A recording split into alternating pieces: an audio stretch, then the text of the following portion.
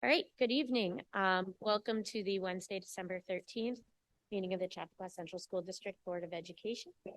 The time is now 7:10. The board has been first in a work session and then an executive session since 5:15 this afternoon. Can I have a motion, please, to reopen the public meeting? I move. All in favor? Aye. Please rise for the Pledge of Allegiance.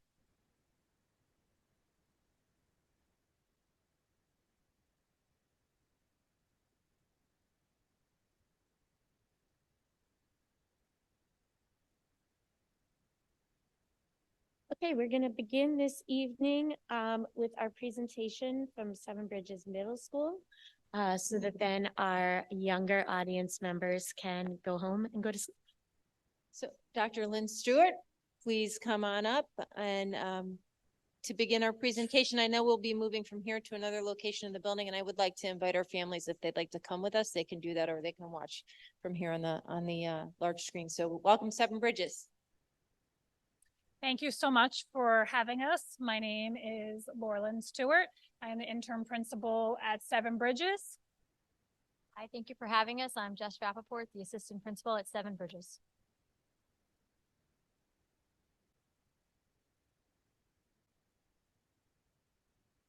So tonight, thank you for allowing us to have the opportunity to present a brief overview of some really exciting changes that are occurring in the middle schools with our curriculum. Today, I'm thrilled to share with you some of our recent educational shifts, more specifically the relocation of Regents Living Environment from 9th grade into 8th grade.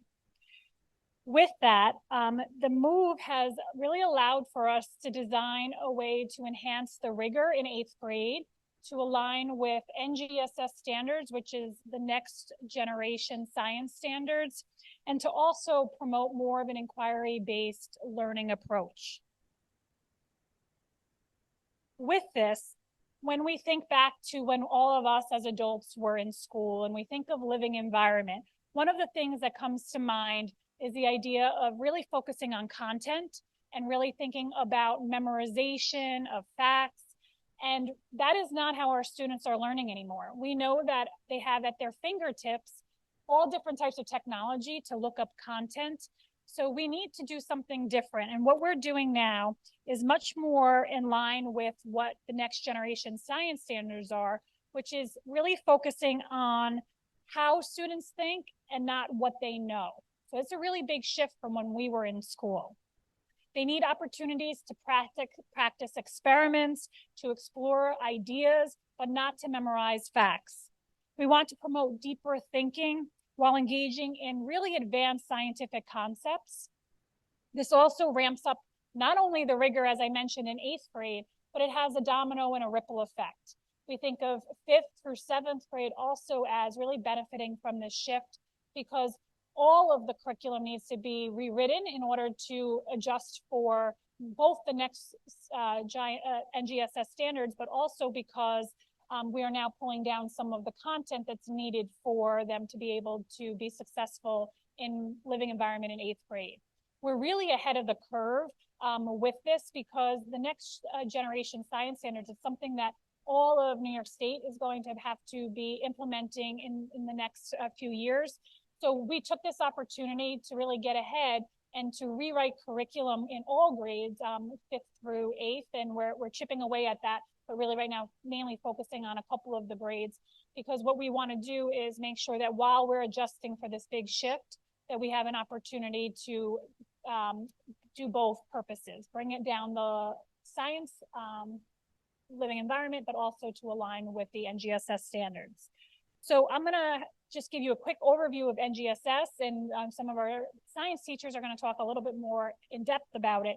But really, it's a three-dimensional learning approach in which we focus on science and engineering practices. That's the doing of science, disciplinary core ideas, and that's a little bit of the facts. And then cross-cutting concepts, which is connecting the science. And all of this really, Regents Living Environment fits absolutely perfectly into this, because what it does is it allows students to have much more of a comprehensive and interconnected understanding of the sciences. At the center of this shift really we focus on inquiry-based teaching methodology. The curriculum encourages exploration of scientific concepts through hands-on investigations, critical thinking, and problem solving. This approach enhances the understanding of really complex living systems, but also helps to develop some essential skills like observations, data analysis, and scientific reasoning. I've been informally talking to many of our students to say, what do you think about this shift? I see them in their classrooms, I see them in the lunchroom, and they have overwhelmingly had very common themes come out. Some of the students said, I like the new challenges and things we get to learn. We have never done labs like this before. It lets us see the concepts through microscopes in ways that make sense. This year feels very new and advanced from what we did in the past. This year is challenging, but now we get more opportunities in high school. Living environment combines all of the information we have learned from the past into ways that make sense. I really like labs and the hands-on learning. This is how I prefer to learn. So this is, again, overwhelmingly the response I'm hearing. They're recognizing that it's challenging, which we want to. We want to help students feel challenged academically, but they're also feeling extremely supported. We are only in December, so they have just begun to really start to dive into these hands-on learning opportunities, and they already are being able to articulate a lot of the benefits. The relocation of living environment into 8th grade represents a very important step to equip our students for higher education down the line, and to really think about this ever-evolving, challenging, and changing 21st century that we're preparing our students for. So with that, I would like to introduce some of our science teachers. And I'm going to introduce our Seven Bridges science teachers, but as you all know, one of our strategic goals is really thinking about alignment, and particularly middle school alignment. And so our Bell teachers, where they're not here today because it's the Seven Bridges presentation, really need to be recognized for all of this work, because they've been working with Justin Olive, our science staff developer, and they have all been doing this collectively. So I do want to acknowledge that before I introduce our Seven Bridges science teachers. And they are Danielle Denmead and Kathleen Kuzba, and then our science co-teacher, who is for 8th grade, Kasia Sazanow.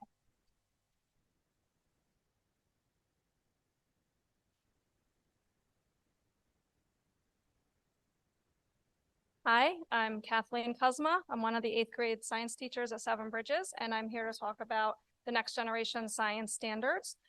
So New York has recently incorporated these standards, which utilizes a 3-dimensional approach to learning. The NGSS were developed to improve science education for all students and to set the expectations for what students should know and for what students should be able to do. The 3 dimensions of NGSS include the disciplinary core ideas, which is the content, and it's in life science, physical science, and earth and space science. The science and engineering practices, which is what scientists do. So that's the inquiry piece. And then the cross-cutting concepts, which explore connections across the science domains. So connections between the science and engineering practices, the life science, the physical science, and the earth and space science. The NGSS has been designed to develop an in-depth understanding of content, as well as important skills such as communication, collaboration, and problem solving that will be needed by students throughout their educational and professional lives. Thank you. Hi, good evening. I'm Danielle Denmead, science teacher over at Seven Bridges. Our living environment team has been working with the New Visions curriculum and integrating it into our work. The New Visions curriculum is aligned with the NGSS. It allows students to ask questions and explore real world phenomena.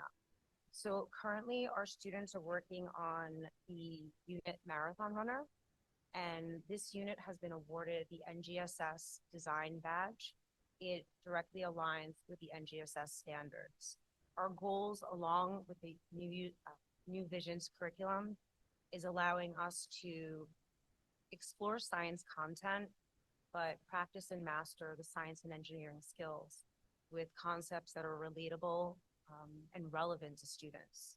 So we'd like you to join our Seven Bridges team as they bring you through their investigations of the Marathon Runner.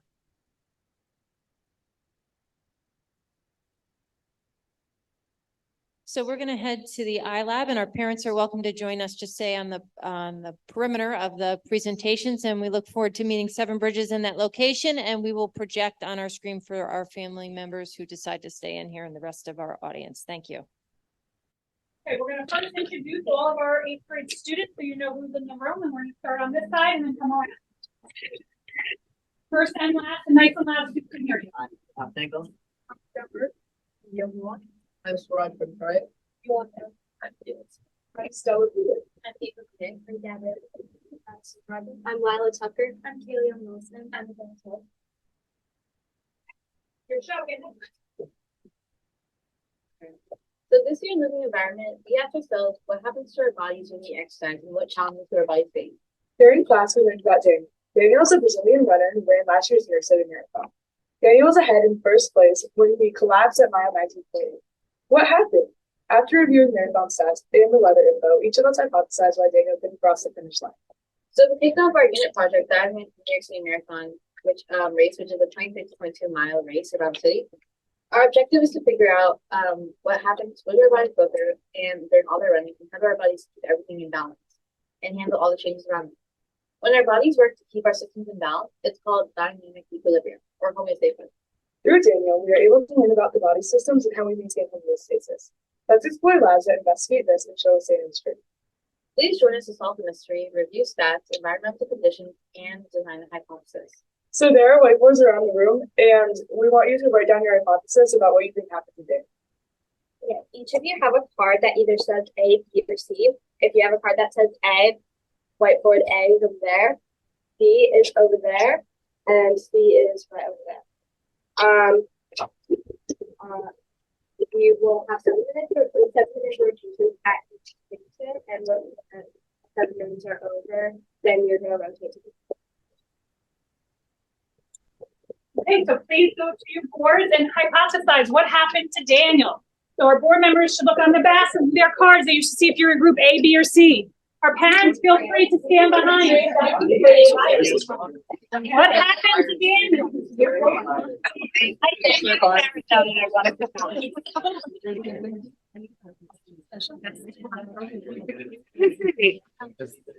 Maybe he just dehydrated. He looks dead. I mean, like right. The first time you ran the marathon, dropped dead. The original marathon. He could have been, but I think we're talking about, I don't know, we're talking about biology. Yeah, that's probably right. Yeah. So I'm thinking it has to do with like too many fluids, not enough fluids. What do you think? Not enough fluids. I mean, you could imagine just saying fluid impact. So fluid impact. Not conversations. I'm gonna say not enough fluid. All right.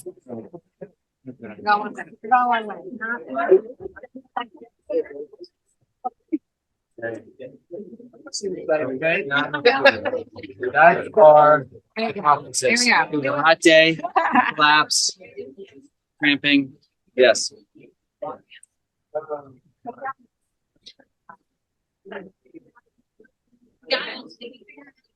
Oh, are we missing him? Daniel is still alive. Okay. He did not pass away. He's alive, he's still running there.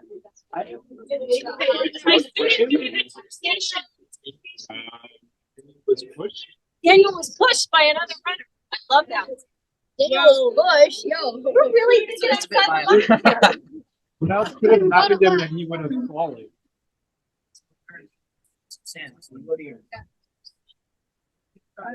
Daniel tackled by a bystander. There's a ball on the post.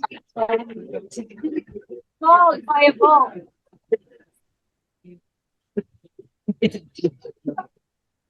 Okay, hurry. So now you have all formed your hypothesis. Very similar to what our students would be doing as they did with the marathon runner. So now you're going to do a series of experiments to help give you some other understanding of what might have happened to Daniel. So if you have, for our board members and our district admin, you'll have a schedule. It's also up here. So if you are supposed to be in group A, you are staying in this area. If you are in group B, you're moving to the middle area of the iLab, and group C is going to be in the classroom in the iLab, and you will have 7 minutes at each station, and I will rotate and just follow along with your schedule. Parents, please find a spot probably close to your children to watch them present. Thank you.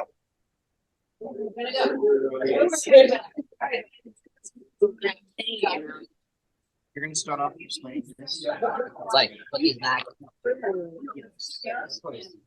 All right. Started this off strong. Are you on? Well, we lost our guy. Are you on? Yes, we are. Okay, we're group A. Somebody make it really hot. So our our is thermoregulation. Yeah, has anyone heard of what that is? That's our hypothesis. Oh wow, okay. Glad that we had that. So thermoregulation consists of 3 systems. The endocrine system, which are glands in your body that release certain hormones. The integumentary system, which is your skin, your hair, your nails. The nervous system, which are nerves, of course. And so the system is an example of maintaining homeostasis, which is a big thing we're studying, also known as dynamic equilibrium. Just stay here. It is a negative feedback mechanism, meaning that when an input is put in, the output is the opposite of the input, so it stays in a steady range. We're not talking about positive feedback in here, and instances of positive feedback is rare, like childbirth, but we're not gonna go into that. So thermoregulation, how's it work? The process is in which nerves in your body, on your skin, detect the heat, too much heat, okay? And then your endocrine system releases hormones that tell your integumentary system, which is your skin, to release sweat from sweat glands and to dilate, which is to increase in size, blood vessels to release heat. And if it's too cold, the integumentary system will contract blood vessels to reserve heat. Muscles in the body will also contract or shiver, but that's not part of our system here, so we won't talk.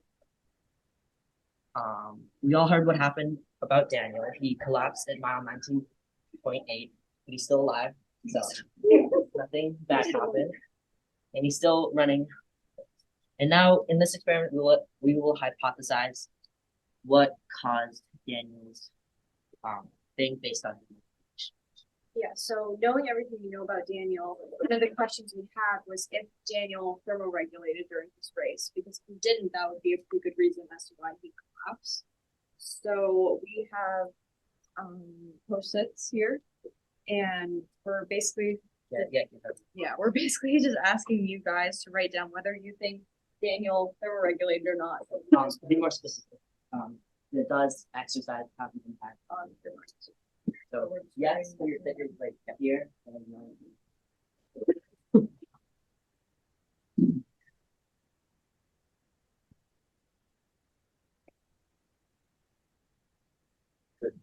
we're gonna funnel this into. So are these explaining how we exchange oxygen and CO2? Someone want to scroll that around? Just want to make sure yeast is incorporated. So now we have a living example and we have water. So what else do we need? Oh, we need some sugar. Glucose. Yeah. Oh yeah. Okay, so you can measure 7 grams. All right, 7 grams. 1 spoon. Yes, you do it exactly right. Yeah, that's a lot. All right, 8. All right.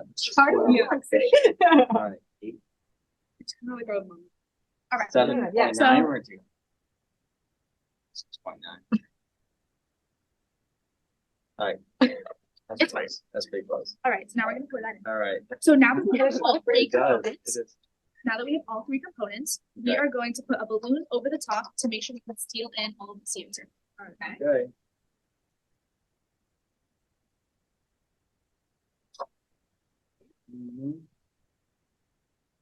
Very good. All right. So So this happens in every single cell in our body. And normally, because oxygen is going through your veins, you have a certain amount of oxygen in your veins and a certain amount of CO2. So a normal range of oxygen in your blood is like 95 to 100. So we're going to take your blood oxygen levels. Oh, good idea. Oh, I did this during COVID.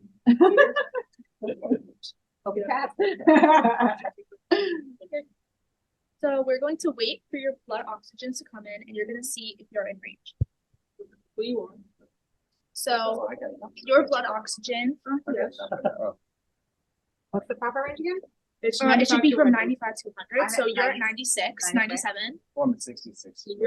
That's 90, right? Oh, the 90. That's really good. So you both are in range, meaning that your body is maintaining homeostasis and making sure there's an equal amount of oxygen and CO2 in your blood. Okay. So how does this connect to our marathon runner? Yeah. Well, we can see his stats from when he spaced out.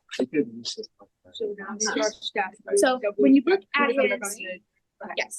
So when you look at his blood sugar was lower, but what we're mainly looking at is his oxygen saturation in his blood.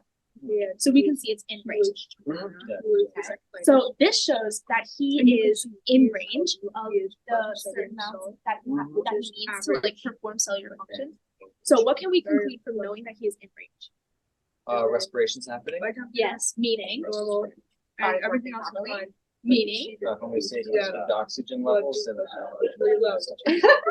So it means that he couldn't have run out of air. Oh, okay, good, okay, yeah, yes, that good. makes sense. So he couldn't run out of air. So we have excluded that. So now we know that he has officially had enough air. So we can check that off. Great. Our And that wasn't Okay, a that hypothesis, wasn't so a we're okay, hypothesis, we're so still we're in the running, Yeah. we're still in the running, he didn't run. Okay. So both of your balloons eventually will blow up, showing that because before there was like oxygen in the tube, and as the yeast uses that oxygen, it will emit CO2 and it will eventually blow up the balloon. How long does it usually take? A long time. But we have everything. So after about an hour, this is what's going to happen, and this shows that something like this can go from a lot of oxygen to a lot of CO2, which ends up blowing up the balloon. So, All right. Thank you. That was Wow. awesome. you're welcome. I don't know how much time we have left until we rotate. I don't know, I didn't think you were gonna make it through in 7 I don't minutes, know. that was It's amazing. really cool. This stirring it help? So, yeah. So who are the other people on the sheet? So Three was these- Daniel and one. Those are forming people who have blacked out during the race, and as you can see, all of their blood oxygen levels are in range, meaning none of them passed out due to lack of blood. So all the people passed out. So because they have a normal oxygen range, that means they were maintaining homeostasis, and their homeostasis mechanism for like breathing in air and oxygen was like she had way too much. That wasn't the issue. Okay.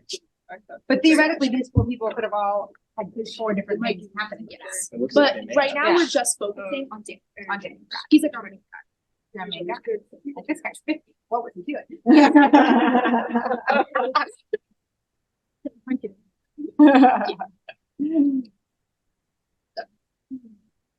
Okay. So as you go to other stations, you'll explore different aspects of the race, like his blood sugar or his temperature, and that'll lead you to like narrow down your hypothesis to find out what actually happened to him during this race and why. Thank you so much. You're welcome. Moving on next. We are in the classroom, which is over here. Are we ready to go? Start making your way over. All right. Let's slowly forward. Thank you, that was.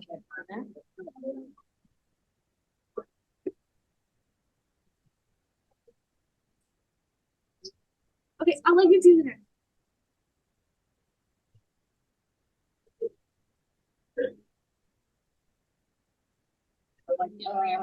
Cellular respiration. Rotate. That's pretty quick.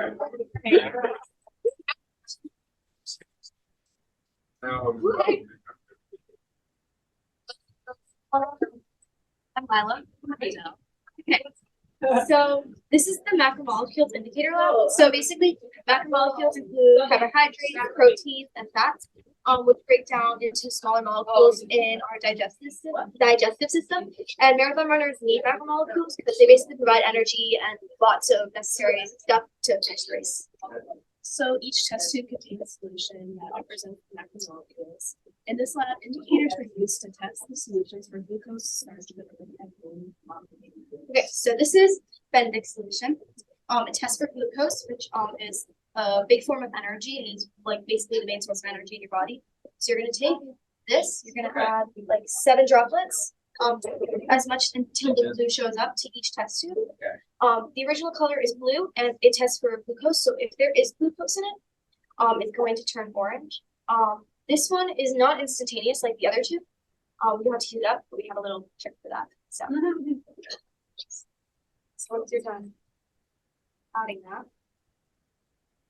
So after you heat it up, it should look like this. Also, the E kind of malfunctioned, but it does not take glucose. Like, obviously, the one that is orange is C. So it's the one that has sugar in glucose. Yeah. Oh yeah. Present. So it only works if you heat it up though. Oh, so I see. It's not like a So this next indicator is iodine. So you can put a few drops into the solution. And this is tests for starch, which is used for long-term storage. It's originally orange, and then it's going to turn black in the presence of it. Also, it stays with stains. Messy brown. And you don't have to do exactly. Just squirt like drops. Oh, that one. Is that D? Yes. Awesome. Pasta and bread, yes. Awesome. Starch makes sense. Okay. That one works. So now you can see the pasta and then starch. Alright. This one is urette, which stands for protein. It is kind of basic, so just don't let me Okay. Because it's very sensitive. Okay. And how many drops in each tube? So protein is used for enzymes and it's going to turn purple. Oh, there we go. Okay. Egg whites. Egg whites. How come we don't have protein in the chicken, or did it just not mix? Did I not do a good job? It didn't really mix. You have another one. It was sitting on It top. kind of solid. It solidified a bit. If you look at this Oh, I one see. that you did before, that turned a little bit purple. I see. Yeah, I would. So Yeah. what do you think? Like, how do you provide their situation? Well, do we know what it is? We don't know what he ate, but like, since glucose is very important for like energy and starch is important for like long-term energy and protein is just like you need all these macromolecules. But like, how do you think like maybe this could have been like the reason? Maybe he didn't eat enough of the various things. Ran out of glucose. So if you have maybe some evidence of this along with the other stuff, you're like, able to figure out. Okay. Great. Excellent. Awesome. Wonderful.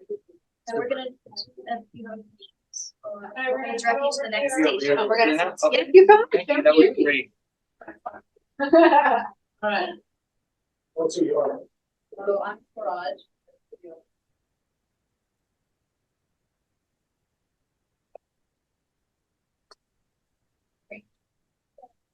It doesn't have to be exact. It's just that. All right, now you're going to pour that into our beaker. Right, so our beaker is kind of like our containment, which is going to hold everything. All right, now we're going to use a scale for balancing this. We are going to use the yeast and the sugar. So we're really going to make bread. So once they're done with the yeast, we're going to use the yeast. But as I mentioned, our yeast is our living component, so it's going to demonstrate how you take oxygen. So the air around us is going to be filled with oxygen. So eventually we're going to put a balloon on top of this, and everything inside is going to be oxygen. Okay, so you're going to 4 grams, or you're going to see it right now.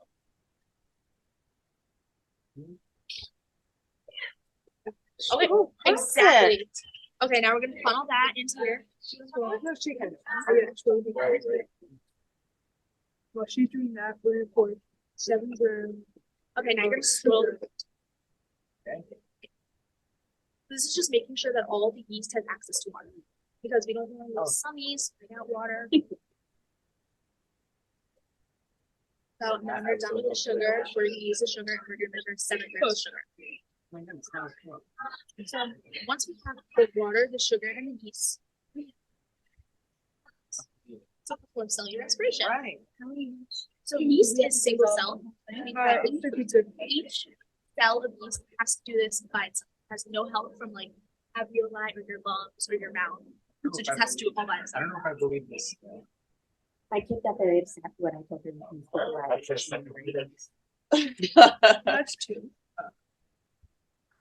Two. Oh, okay. Sorry. In the meantime, does one of you want to just blow up and then blow down, just to make sure it's stretching? Just make it to 8 grams.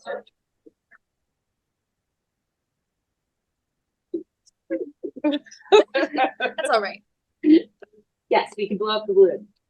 Oh, no. This, I'm having a little trouble. We should just give me the sugar. Okay, there you go. How much 8 sugar do grams. we need? 7 grams. Now we're gonna pour that sugar into here, which is like our 5. Sorry. So this is That's this is pure sucralose, which is a type of glucose, which is a type of sugar, and we can consume this in like our daily food. And okay, that's good. Kind of like a. There we go. So now you're gonna funnel that into the from. maybe Cellular respiration. I'm gonna be in the class tomorrow. And like earlier. Thoughts that I painted. That. So these are some stuck in there. Stats that we can see from the bridge, and here.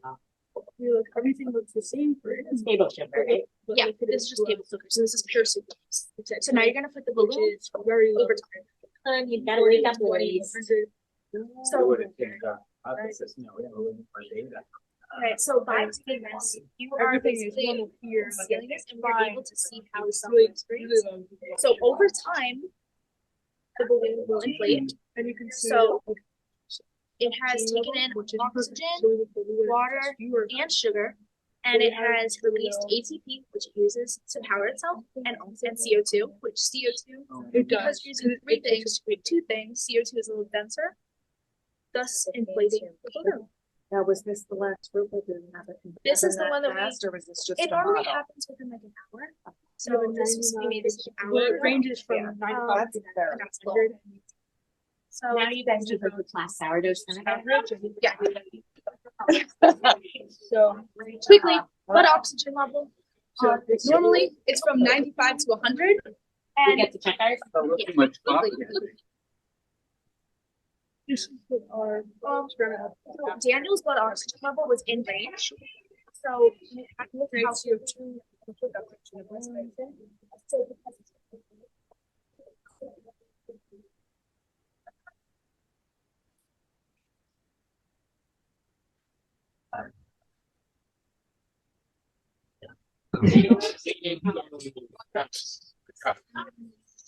So We know why.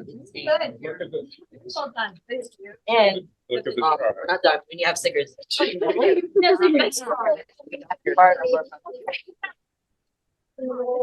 Thank you. No, we disproven that. No, I think I found what it was. Thank you. All right, let's hide this one. Yeah, no, that was needed. Give us stickers afterwards. All right. Oh, stickers.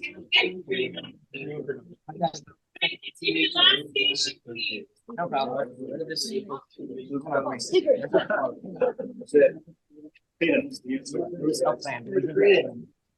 Hi. Hi. How is thermoregulation? What is thermoregulation? Thermoregulation. Wait, who are you first of all? Who are you? Felix. Hi. Hi. Madison. Evan. Okay. Yes. All right. Thermoregulation. So, Is how an organism maintains their temperature. So when okay. So the systems involved are the integumentary system, which is your skin, your hair, and your nails. The endocrine system, which are the glands in your body, and the nervous system, which are limbs. So, what is thermoregulation? It is an example of homeostasis in your body, which is keeping it in a steady range. So, homeostasis, or dynamic equilibrium, is your body's way of staying at a constant, balance. And it's also an example of negative feedback because when an input is like your body temperature changes, the output would be the opposite to keep it into the steady range that you don't get too hot or too cold. So positive feedback mechanism is, we're not going to talk about it here, but you know, so it is like childbirth. Oxytocin is released from the pituitary gland during labor to increase muscle contraction, which like pushes the baby up.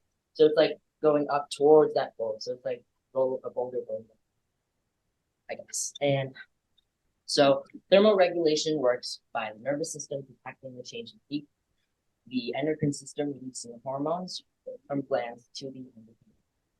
So with all this information and looking at Daniel, we want to know if Daniel thermoregulated during his race or if that was why he collapsed. Yeah. So we have some post-its and you're just going to put whether you're just going to put a post-it on yes or no, whether you think and like if you don't really understand this, it's also like does exercising have an impact on the body?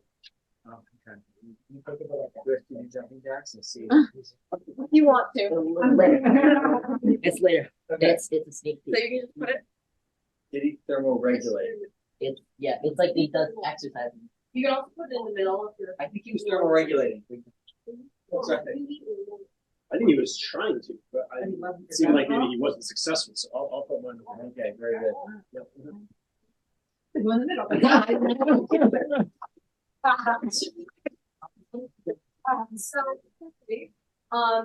So to have an experiment, you need an independent and a dependent variable. So an independent variable is something that changes, and a dependent variable is never.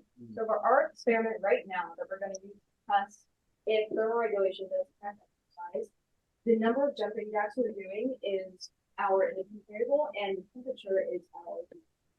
The difference between independent variables and dependent variables is that the independent variable is and so it's the thing that we change or to flip the column.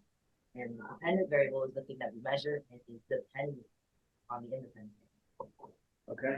And so that I do measure. Great. So would anyone like to participate? If you don't want to, Jumping jack, sure. I can do jumping jacks. I need to take my I think one of you guys should probably. yeah, they can do So I'm just gonna take your initial. Yeah, great. It's the most important. Okay, 97.1. All right, that sounds good. Want to move your throat. 98.2. Are you gonna be? Yeah, you're both gonna. Oh, you have done both. Okay, all right. Okay, ready? All right, So yeah, each yeah. of you do 10 jumping jacks. Okay, ready? Go for it. Okay. Yes. 1, 2, 3. I'm sorry. 4. 9, 10. There you go. All right. 97.7 and 97.5. How's that? Okay, cool.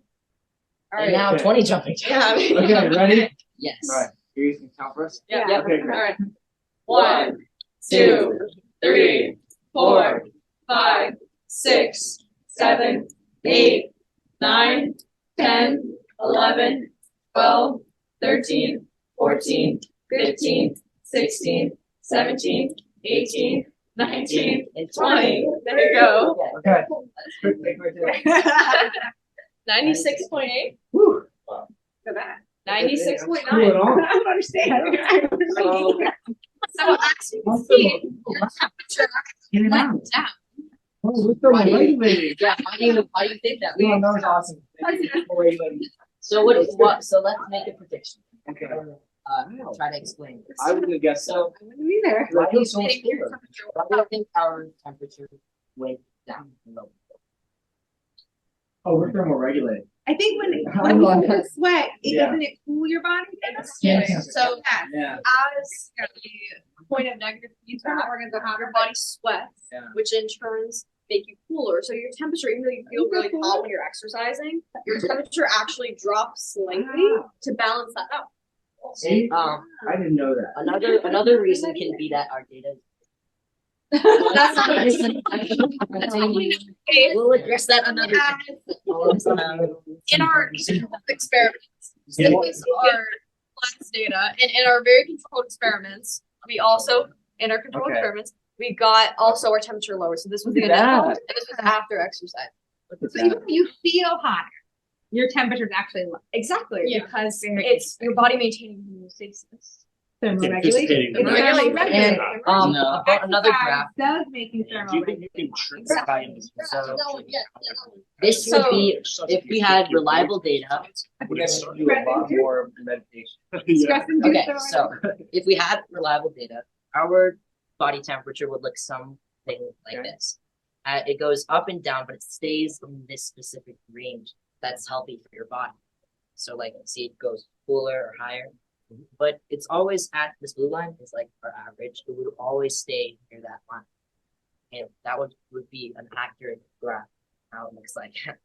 And so The big question remaining is, did Daniel thermoregulate on his runs? Or Oh, yeah. So we have 4 marathon winners as data. Daniel's is in the third column. His data was 37 degrees Celsius when he collapsed, or 98.6 Fahrenheit. So that is That is average. normal average range to be in. So he was thermoregulated. Yes. He was thermoregulated. How did they get all of this information off of these guys? Right when they in the ambulance or something, they did all that. They had these every mile. They had Hey, all my students, come on up here to the front, please. Oh yeah, stickers. This is like the best part of it. Take 2 stickers.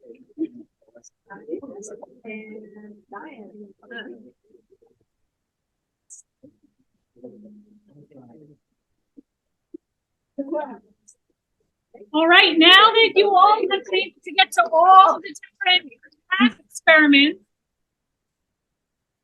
Wow.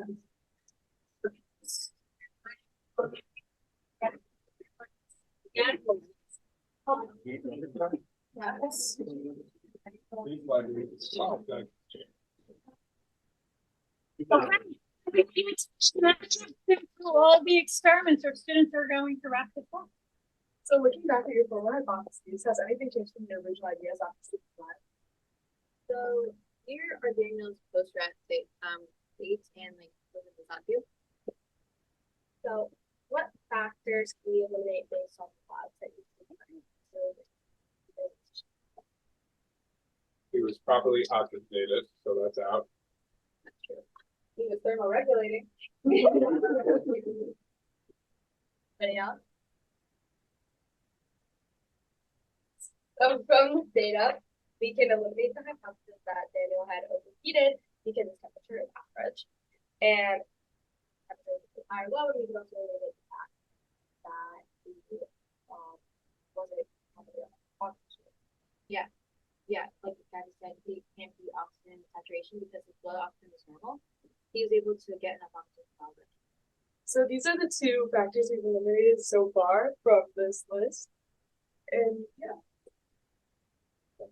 So where they're at is that they have been doing this and they're up to this point. They actually don't have a conclusion, just like all of you. So it's a cliffhanger. They are still in the midst of trying to figure out what happened to Daniel. So they're almost at the same point as you are with their class. Yeah, we're experimenting now and trying to look at other factors and until we finally find out what was it when we did in the class.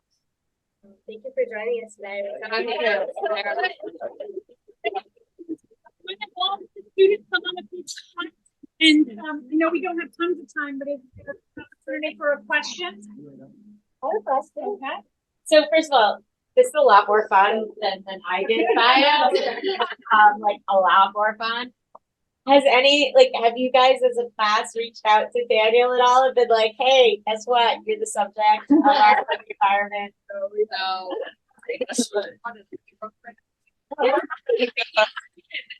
Still all in like different sections. Okay. So we don't have interactions with each other.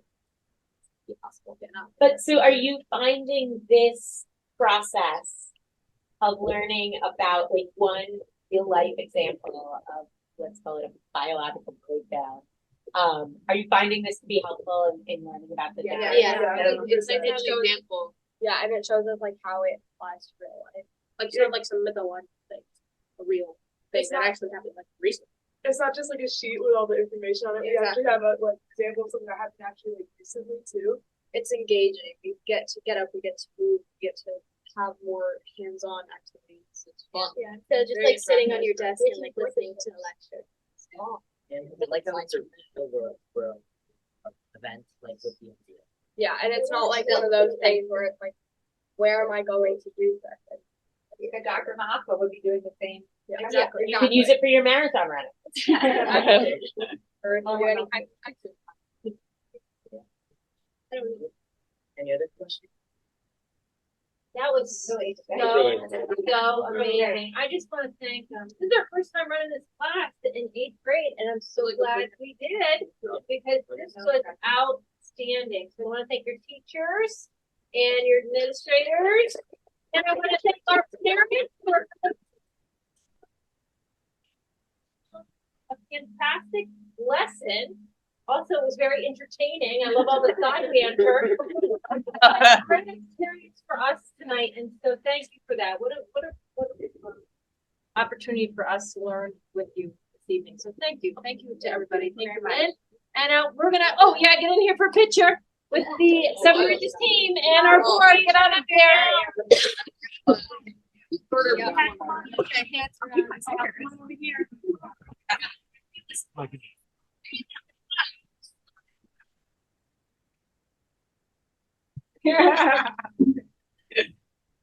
Hit that. So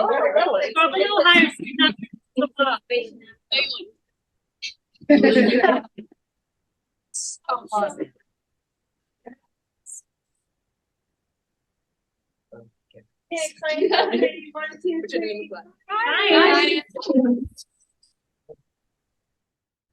Thank you to Seven Bridges. I think you guys got to watch along while we were in there. That was a really fascinating presentation on living environment in the 8th grade, and they have certainly made biology more interesting than when I took it a million years ago. So that's really exciting. And thank you to our students and our faculty at 7B. We're going to move on now to the president's report. And bear with me. I know I'm not like fun to listen to right now, but I'll get through this as quickly as I can. So good evening. And as this is our last meeting of this calendar year, I want to provide some status updates on where we are on some issues that we've been working on and some procedures, and forecast a little bit about what will happen come January. I know that many in our community members have been interested in the issue of electric school bus conversion. And I'm excited to note that there's a contract, which I'm sure that Josh Kohlbach is going to discuss in more detail with us, with a company to help us work on that conversion, with Chappaqua Transportation as our partner, on the agenda tonight. As anyone who has looked into this issue knows, this is complicated, much more complicated than switching out your family car for an electric one. So I'm very happy to be bringing assistance on board on that issue. I want to also update you on the literacy review. As you know, we sent out an RFP, a request for proposals, to conduct that review for us. Short story is that we as a board did not think that any of the proposals we received adequately met our needs to ensure that our program is meeting all of our children's needs. So we've reopened that RFP and hope to have a wider array of experts to speak with, and hopefully select one who can give us the evaluation of our program that we seek. As you know, we've rolled out office hours with the board this year. While overall, I think this has been quite positive, there have definitely been some glitches around the sign-up process, and generally there are ways that we can make the whole system work better.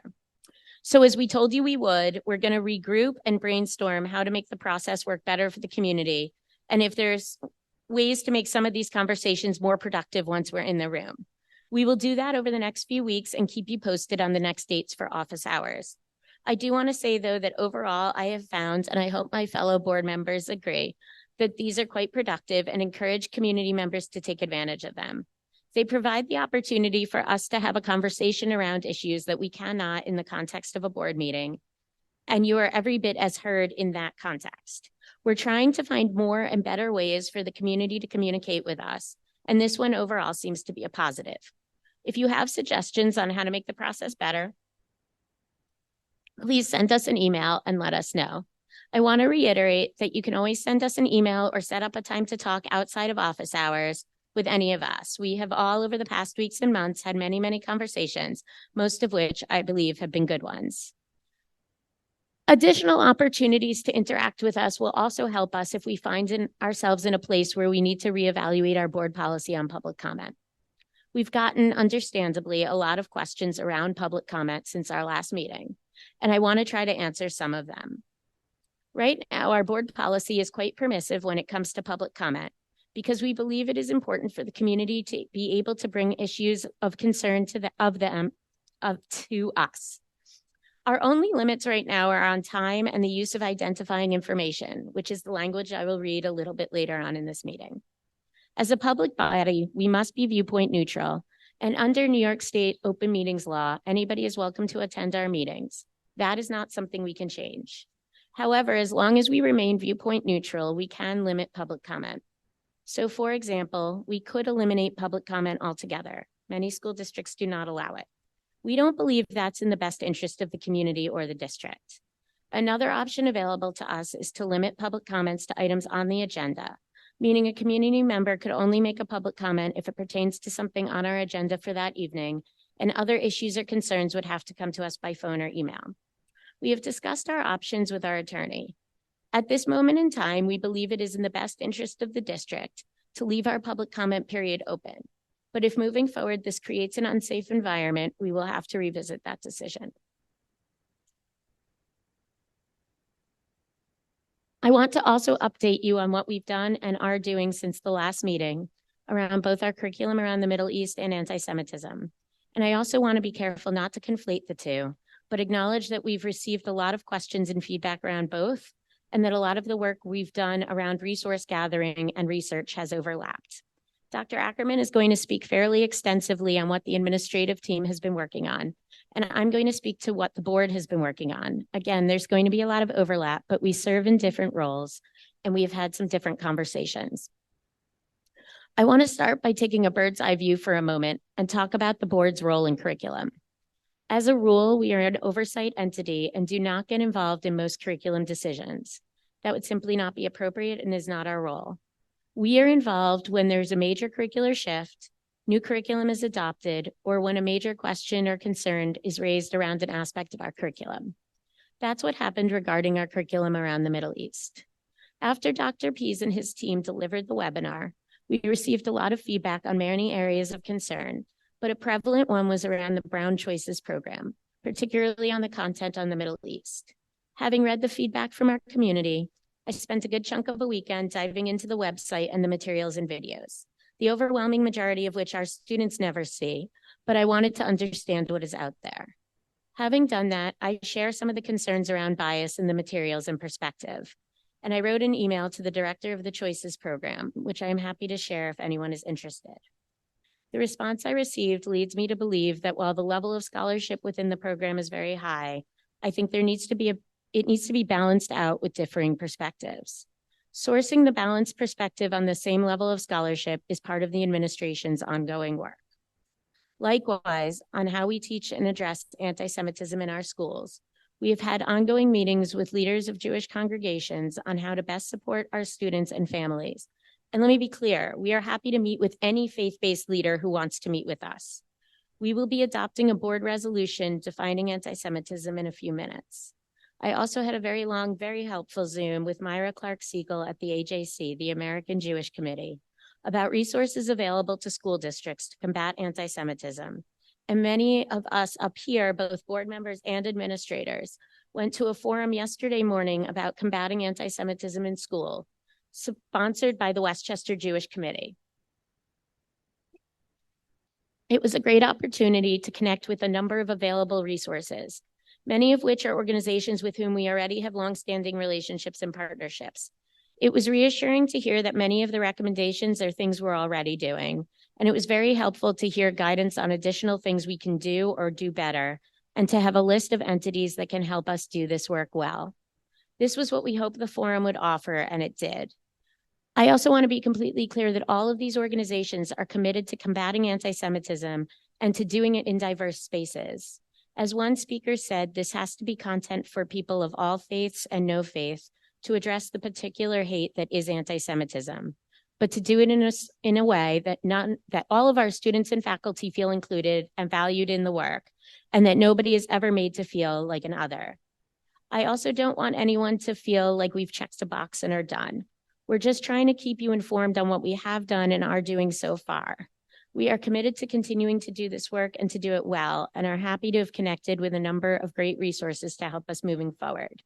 With that, we hope to be able to communicate a plan of action soon, and Dr. Ackerman will speak more to what that timeline will look like, where we are, and what we still need to do before we can do that. Our work needs to focus on what's going on in the schools. There are times such as now when world events impact what is going on in our schools. But in addressing them, our focus needs to be on how those events are manifesting in our buildings in an age-appropriate manner. There's a lot that's big and scary, and we're not going to be able to solve all of those issues. But we can focus on what's going on with our kids and in our buildings, and that has to be the focus of our efforts and our communications going forward. That said, I feel like I need to address some of the communication we've gotten over the last 2 months. This is my 5th year serving on this school board, and I have never received such nasty and vitriolic emails as I have in these last 2 months. Not all by any means, but enough that I feel I need to mention it. I've worked with a whole lot of administrators in my career before running for the BOE, and I can tell you that I have never worked with a team that is harder working or cares more about children in schools and doing the right thing. We as a district, and I say this as a parent of a school-age child, are incredibly lucky to have them. And speaking on behalf of the BOE, we are elected officials, elected volunteers, if you will, and to receive some of the emails that we did, including ones that either implied or said outright that we were trying to kill your kids, was incredibly hurtful. I don't know whether that was the intent or not. I know that a lot of this is coming from a place of fear. We understand that people are afraid. I am afraid too. But we ran for the school board because we care about your children and about education. We are your partners. We want to be your partners. Please trust us that this is our goal. Please reach out if you have concerns, suggestions, questions, but please also recognize that we are also human beings who are here and working very, very hard, often at the expense of our paying attention to our jobs and our families, to try to make our schools the best they can be for all of our children. We understand that parents want more communication from us, which we will try to do, even if it's, like I'm saying now, this is where we are and what we're working on before we're done or have a full plan. Please, if you want this communication, take advantage of it. We're pushing out a lot, emails, webinars. Avail yourself of the information from primary sources before deciding it's not okay. One piece of feedback we've gotten is that we should hire an in-house communications expert, which candidly many districts have done and hired PR firms in-house. We've never felt like that's the best use of community funds, but please know that we're writing all of our communications. And if you think we've made a word choice that could have been better or put a comma in the wrong place, please give us the benefit of the doubt and bring it to us with an eye towards doing better next time. And please read to the end before assuming we've ignored your concerns. When we come back in January, it will be the start of the budgeting process. We welcome your input and feedback and questions as you tune into those meetings and understand how we come to a budget and what our challenges and limitations are. We've heard from a lot of people about priorities, and we're optimistic that we can craft a budget that will address priorities and concerns. We look forward to working in partnership with you on that. And really, if I can leave you with one thought to take out of this year and into the next one, it's that we really are here, all of us up here, to be your partners in your children's education. We want all of our children to feel safe, happy, supported, and successful. With that, I wish you a happy Hanukkah, a Merry Christmas, a joyous Kwanzaa, and a very happy, healthy, and hopefully peaceful New Year. David, can you pull up, please, the Middle East update under the President's report, not the anti-Semitism resolution yet? I'm going to go through this first. Thank you, Hillary. So I would like to, at this point, usually I present during the superintendent's report all of my information, but I thought it would be best for me to present our Middle East update now before the board acts on the anti-Semitism resolution. And that way, if there's any additional comments that we need to make on what I'm presenting or on the resolution, we can do it at this time. All right, so I want to begin by just sharing with you what the steps that the district has already taken. This is my second update to the Board of Education. So we provided instructional and social emotional guidance for our staff. We've communicated out to our parents. We have had 2 district equity team meetings where we've discussed our next steps. We've completed 7 through 12 lessons on the Middle East. We've had separate high school and middle school parent communications from the principals. We've delivered hate speech lessons in our middle school and our high school. We had a parent webinar to discuss our curriculum and our review cycle, and we provided the opportunity for parents to provide us feedback. We've created 2 new policies to address outside presenters. They're on the agenda tonight for a second reading, not adoption. We have an anti-Semitism resolution for the board's consideration. We had our Unity Day student presenter, an expert to talk to all of our high school students on hate speech and hate symbols. We are running and currently are continuing to run Horace Greeley High School student focus groups. We have our Horace Greeley High School parent focus groups concluding tomorrow. We have developed a Jewish affinity space for our staff, which is open to all of our staff. And so now I want to talk about what our next steps are. So after our focus group process has concluded, Adam is leading discussions with our faculty and administration to review our student and parent feedback. And they will be meeting on December 20th at 9 o'clock with their Board of Education and the Academic Commons to share that feedback and their recommendations on how we should move forward with the curricular concerns that have been identified. We are going to host a K-8 parent forum with an expert presenter, as well as a Q&A period with district staff.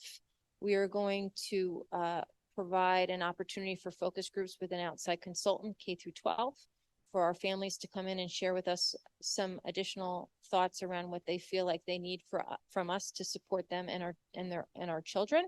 We did that previously with Insight, and we are moving forward with a similar model as when we come back from holiday break. We are going to develop new policy language on how parents can raise curriculum concerns to the district. We are going to do anti-Semitism training for staff when we return in January. We are going to support a presentation for our high school students from the Human Rights Commission and Westchester County District Attorney's Office. And then we'll be in the position in January to adopt the new policies on guest speakers. I also want to share who we've been consulting with over the past 2 months. We have consulted with the ADL, the Westchester Human Rights Division, Insight Educational Group, local religious leaders, Westchester County District Attorney's Office. We've made outreach to the Brown Choices Program facilitator and received feedback from them based on our concerns. And then, as Hillary had just mentioned, a number of us attended the symposium addressing anti-Semitism and other forms of hate. Right, so then I have some nuanced information I want to share. In terms of the second reading for outside speakers, we received feedback from our students and from our parents and our focus groups that we were to add language that would include outside speakers need to align with the district equity policy. And also we are adding language that defines what a guest speaker is in our policy, which are individuals who share their expertise with students. And then there's some language that the PTA requested in terms of schedule coordination. So that's in the second reading, and that's new language. I also want to share that I know there's been outrage over the congressional hearings and the responses of the college presidents to questions about activities on their campus specific to hate speech and anti-Semitism and harassment. So I just want our community to be reassured. We have a policy in place that allows us to address that, whether it occurs on campus or off campus, and it impacts the school setting. And so we're not in the same position as college presidents. That would never be an answer that we would get. Our DASA policy allows us to address behavior that's inappropriate and hateful and not aligned with our equity policy. And you can be assured that we will do that to the fullest extent of the code of conduct if that were to occur in our school district or in outside spaces that would begin to impact what's happening in our buildings. And so at this time, I know I shared a lot of information. I wanted to offer the opportunity for the board to provide any additional comments before I ask David to pull up the anti-Semitism resolution for your consideration.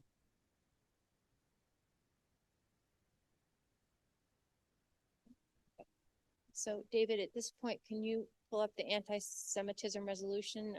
And then Hillary, would you like to read it before the board acts on it? And then we'll put it on the screen for those of who are in the audience. Okay. This is long. You get my scratchy voice again. Okay. 1.1.3 is the anti-Semitism resolution. Whereas the Board of Education of the Chappaqua Central School District, the board, is united with our administration, staff, and faculty in repudiating anti-Semitism. Whereas the board is resolute in its commitment to foster an environment free from anti-Semitism in our school district and our school community. Whereas the board believes that our students must be educated to recognize anti-Semitism and refrain from participating in its advancement. Whereas the board understands the importance of appropriate discourse in our classes that analyze global issues from multiple perspectives. Whereas the board recognizes the roles of educators and public education in molding future generations of citizens who will be informed, ethical, moral, engaged, and active participants in a civil society. Now, therefore, be it resolved that the board adopts the following definition of anti-Semitism to support the instructional and social emotional goals identified in the district's equity policy and the district's educational philosophy.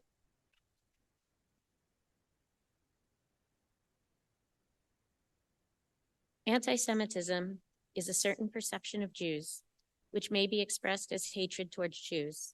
Rhetorical and physical manifestations of anti-Semitism are directed towards Jewish or non-Jewish individuals and or their property, toward Jewish community institutions and religious facilities.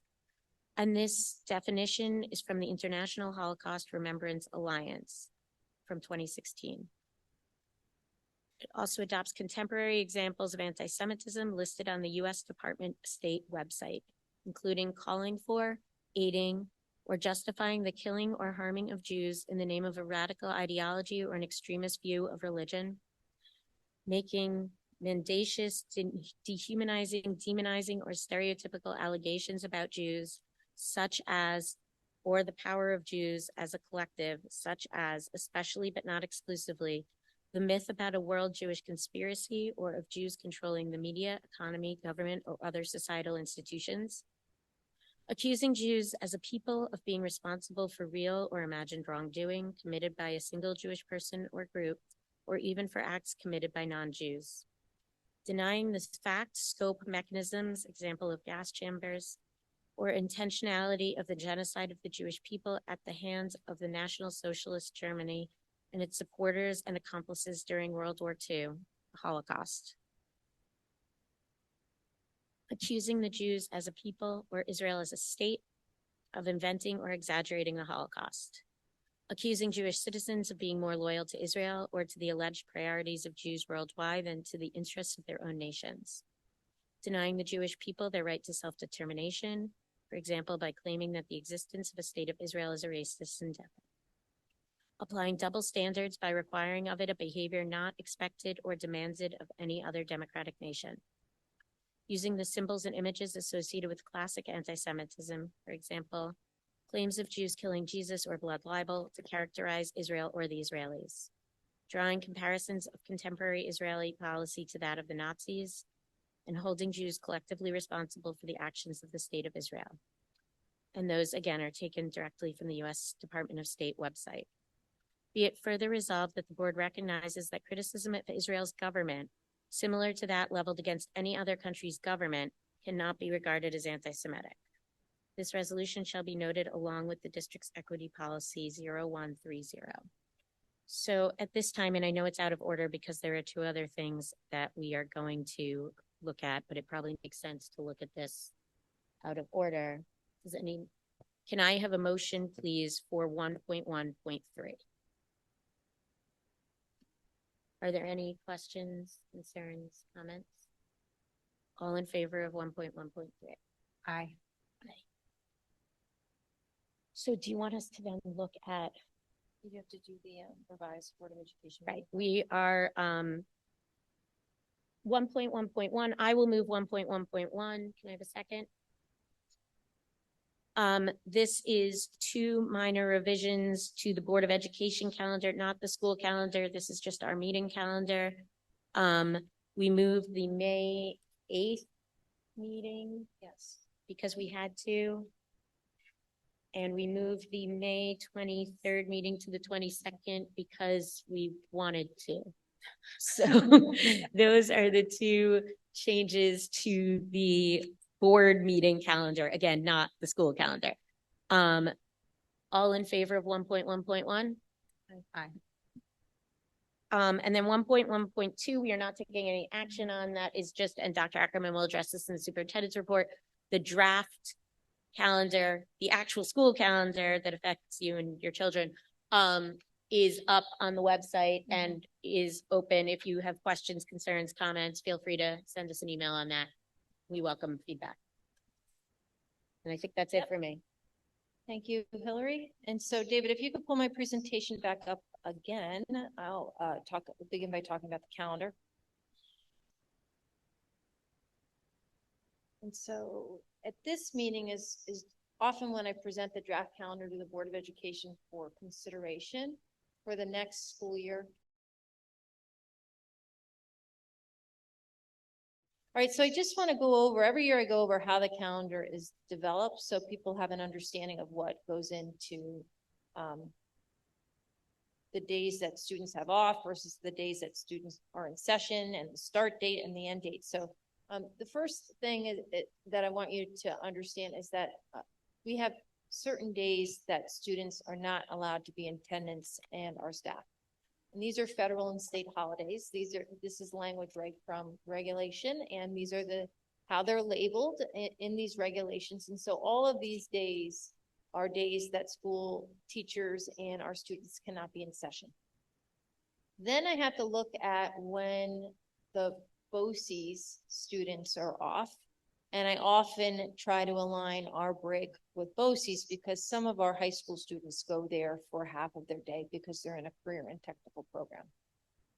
Then I have to make sure that our students are attending school for at least 180 days, and that our and that we are attending school until the last day as denoted by New York State. That's called the rating day. So sometimes I get questions from parents asking me why we can't end early. And the reason is New York State picks the end day around the grading schedule for the required state assessments.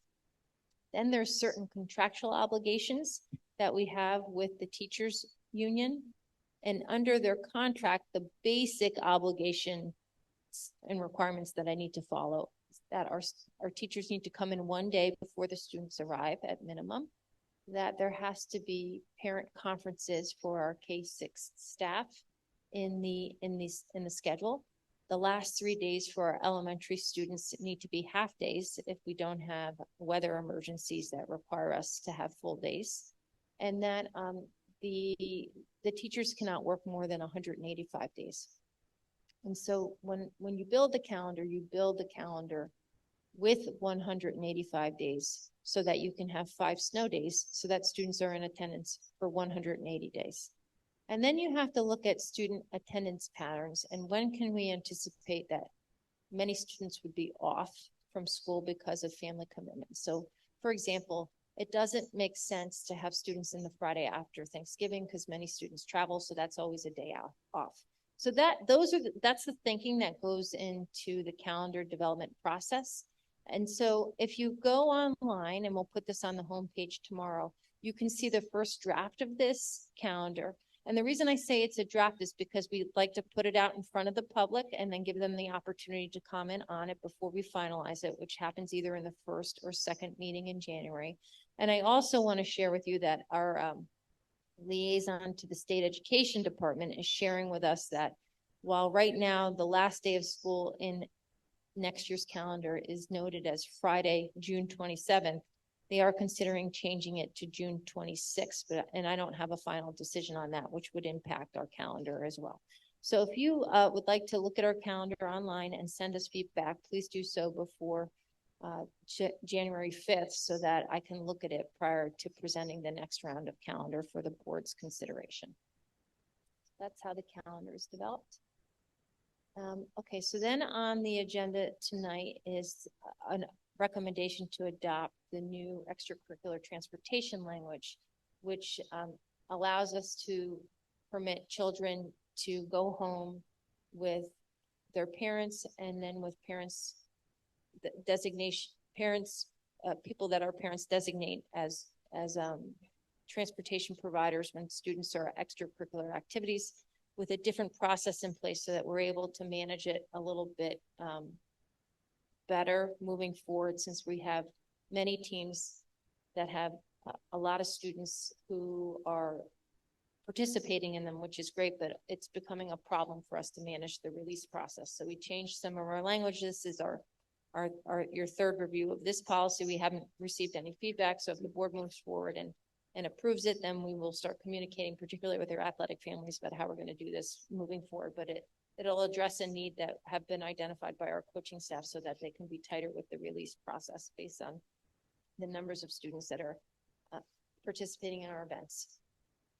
All right, so now Adam's going to talk about 2 CSF grants on the agenda this evening. Thank you. So our friends at the CSF have generously donated 2 grants that were proposed by teachers. The first one is a first grade teacher, Erica Miranda at Roaring Brook, and she put in a grant for some flexible seating to create a small classroom library in her classroom. So we appreciate that. You'll see that on your agenda as 5.2. And then the next one is 5.3. Dr. DeMarie, who's a high school science teacher, has put in a grant for some tools to help maintain the pollinator garden so he can work with some students. We have a small pollinator garden back in the back of Greeley that's used as part of our science curriculum. And so Chappaqua School Foundation is generously supporting the purchase of some tools so the students can help him maintain that as part of some coursework and also some club work. So thanks to the CSF for those 2. And now we're going to move over to Josh, who has the next 3 slides. So do you want to talk about the piano donation? Sure. Neil Walker, our chorus teacher, had been in touch with a community member who is looking to donate their 1925 baby grand piano, which apparently this is the piano you want, according to Neil and the family. And this piano has been at the Metropolitan Opera. It's been well maintained, and the condition of the piano would be incredible for our chorus classes. So that's on your agenda for your approval. The next thing on this piano, on this slide, is a resolution about the auditorium steam pipe. You'll notice it's a little cooler in here and the bathrooms are very warm right now. That's because the steam pipe that's going from the main entrance over here to this wing of the building is leaking steam and we need to repair it. We haven't had too many cold days, but if we did, we would have to make some shifts. So over this break, the pipe is going to be replaced, and then it goes under the patio that's outside of here, the outdoor patio, and that's going to be completed by March 1st, by the time that the weather gets warm. So they're going to work through to get that done as quickly as possible. And the next slide is a contract with an independent electric bus consultant. So as we've been researching electrification of our bus fleet, the more we learn, the more variables that there are, such as your entire bus routing changes because of the way battery life works going up and down hills versus going around the neighborhood. So your entire routing structure changes.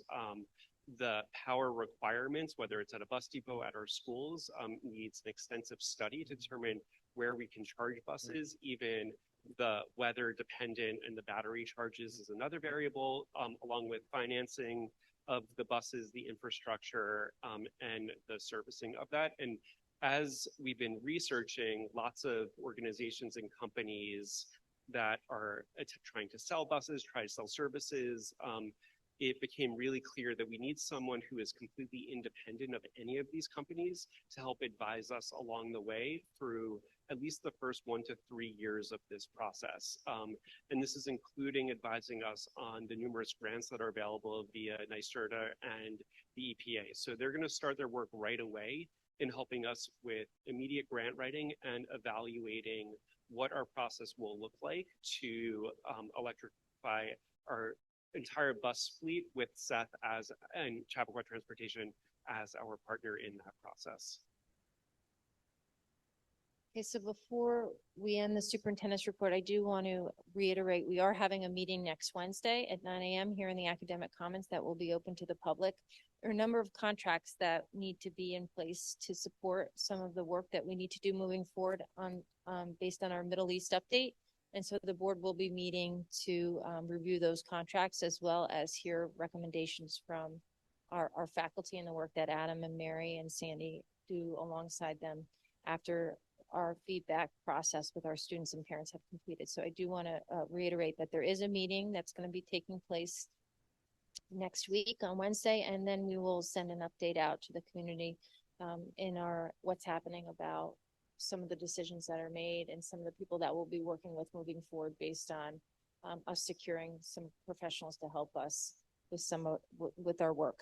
And so I do want to congratulate our performing arts department. We've had a number of concerts already, and we are finishing our concert series this week and next week. And I've had an opportunity to see many of our students perform, and so it's always a pleasure to be able to see their work, their culmination of their work from the fall semester. And then I just want to wish our families on behalf of the school district a healthy and happy holiday break. And so thank you. That is the end of the superintendent's update. Thank you. Before we move on to committee reports, I just want to open the floor if any of my fellow board members want to say anything in response to anything that was said in either the president's or superintendent's report. I would like to. Good evening. I wanted to speak to you all tonight so that you can have some insight into what I'm feeling at this difficult time, personally and as a board member. Emotions are running high right now, and people are really disheartened and worried. I feel it too. I'm upset with how our world is so divided and broken. I'm angry, hurt, and scared at the alarming rise in anti-Semitism happening in our world. We're seeing it in New York City, on our college campuses, and we're seeing it here in Chappaqua. In the last 2 months since the terrorist attack against Israel, and in spite of the terrifying wave of anti-Semitism that was unleashed, I feel that my connection to my Jewish identity has only grown and is stronger now, more so than probably ever before in my life. But I also feel a strong sense of duty to this school district and this diverse and wonderful town. I know that many Jewish families in our community feel scared during what is undoubtedly the hardest time for our people since the Holocaust. I also know that we have Palestinian families here who fear Islamophobia and are worried for their loved ones as well. This complex conflict will not be solved by this school board, but we do strive to create a sense of belonging and a safe space for every student. Every student is welcome here, and every student is valued here. We need to make sure that each child feels this sentiment. I have said this before, and I will keep stressing this point. Our job up here is to make sure that all the children in this community feel safe and supported in our schools. I also wanted to address the events of last month's meeting. I know it is hard, but the New York State open meeting law allows for anyone to speak at public comment. Additionally, sometimes what we are legally allowed to do or say as a board is not always what we would want to do or say personally. This is a hard time to be on a school board, but that makes me want to do this work even more. It couldn't be more important. I'm outraged that we keep having incidents of anti-Semitism and hate speech of any kind in our district. We must find a way to get through to our children that spewing hatred and internet tropes are not funny and are not the way to become a successful adult. Right now, if the loudest voices in our children's lives are the ones on social media, then that is a failure. The resolution on our agenda tonight provides a clear definition of anti-Semitism. We need to address this particular definition, as it must be transparent that criticizing Israel's government is not anti-Semitism, but refusing to recognize Israel's right to exist is. We are working very hard to make sure we teach our children critical thinking and the ability to have hard conversations in our Greeley classrooms, while still respecting the feelings of all the kids in the room. We need this resolution in order to teach our curriculum, and we need to make sure that everyone understands the nuance of what is appropriate and what is not. Dr. Ackerman mentioned during her report this evening all the additional steps that we are taking to address this issue. In addition to the resolution, Dr. Ackerman is holding focus groups regarding our curriculum. We've also brought in outside speakers and will continue to do so. Dr. Ackerman has also created an affinity group for our Jewish staff members. Furthermore, the administration has consulted with the Anti-Defamation League, the Westchester Human Rights Division, Insight Educational Group, local religious leaders, and the Westchester County District Attorney's Office. We've reached out to the Choices program at Brown University And yesterday, members of the board and the administration attended a symposium addressing anti-Semitism and other forms of hate presented by the Westchester Jewish Council. The resources at this event were prolific. We heard from New York State Senator Shelley Mayer, the Westchester County Human Rights Commission, the Jewish Education Project, Facing History, the Holocaust and Human Rights Education Center, the American Jewish Committee, Stand With Us, and the Anti-Defamation League. We are reaching out for resources and help to guide us through this difficult time. I was elected last spring because you all put your trust in my judgment and my years of engaged involvement with the district. We as a board are navigating through very difficult waters where most other districts remain silent. We are a community that is engaged with our kids and tackles the hard issues and dives into the work. We sit on this board to be your liaisons to the district and to hear your comments, and we need your feedback and concerns to do this job better. Please keep sending your emails, coming to our office hours, raising concerns, and making public comments. We as a board do better when we all work together to guide our schools in the direction we want to go. We want to hear from you and we want to work together. But I will ask you to give us a little grace. To sit in this seat is both an honor and a privilege, one that I do not take lightly. None of us do. I know that it is hard in this world to give anyone the benefit of the doubt. It feels especially hard right now as a parent because we feel that we need to be on high alert at all times. I get that, I do. But we need to work together on these issues, and the board needs to go through the proper process to make sure that decisions are made with intention. When things come up and we see that we can do better, we will. No one up here is digging in their heels. In fact, we are all rolling up our sleeves and diving into this work as hard as it is. We are here for all of our Chappaqua School District children, to serve our kids and do what's right for all of them.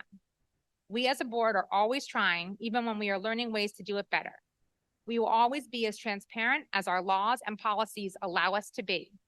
If you have a question or comment, please just come and ask us. We are here for you. Our world and our community are never going to see all the issues through the same lens, but the only path forward for our children is to create a supportive environment while we teach them how to be critical thinkers and empathetic humans who value each other for who they are. Thank you.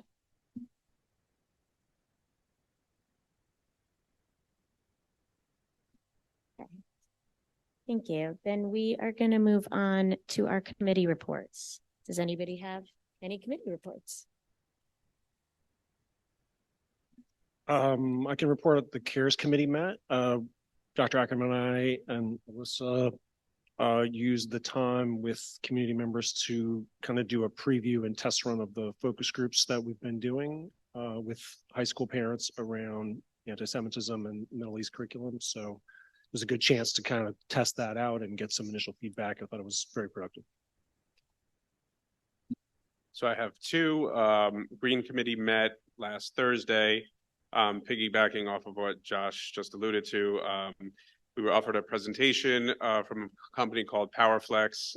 They provide renewable energy infrastructure for corporations and educational institutions, and they partner with organizations to transition to clean and renewable energy. Obviously, it's a very elongated process, but we're getting the ball rolling, having those conversations, and I'm sure, Josh, maybe we collaborate and have those discussions together. And then also last night, the Greeley Sports Boosters hosted an event at Quaker Hill. It was very well attended. I know Kaylee was there. I know Dr. Ackerman was there with her daughter. It was a big success, and they just wanted, the club wants to once again thank the community for its continued patronage of our community's athletes. We also had a wellness committee meeting on December 11th. We discussed the healthy snacks at lunch and how parents can put in, if they want restrictions for their children, they can go ahead and email that to food services, and that was pushed out earlier in the fall. We also discussed our successful food tasting that we had recently. The squash soup was a very big hit, and we're discussing how we're going to implement food tastings going forward, keeping everyone's allergies at top of mind. And then for new business with the Wellness Committee, we looked at all of our mental health curriculum, K through 12, what we're currently doing, and tried to identify areas that we might think where we can bolster that mental health curriculum. And it seems like in junior and senior year, which as we know can be our most stressful time. We thought we probably could help our kids in junior and senior year with some more mental health strategies and curriculum. And we're looking into that and to see what we can, and their parents, yes. So we're going to look into that going forward and think of working on some strategies and ways where we can bolster the curriculum. So if a student came home raving about the squash soup, is there a way for a parent to access how to make that squash soup for their child? That's an excellent question. Andrew, can we get that recipe up on the website? I have the recipe. It's not on the website now, but someone could email me directly and I'd be happy to forward it to them if everybody's interested. It's very simple, very healthy. Also, the policy committee met and revised the two policies. Okay, great. Okay, that brings us to our public comment period. I'm gonna stop squeaking soon. We welcome public comment and respect for each other's time. We ask that you limit your comments to 3 minutes. Board members may be contacted via email or phone. After the public comment period has been completed, board members may have a discussion amongst themselves regarding public comments presented. I remind you that public comments cannot include any personally identifiable information, and I remind you that we try to keep this public comment period civil. So we ask that there is no audience response, whether positive or negative, to any of the public comments. And if we run into a problem, we will have to adjourn.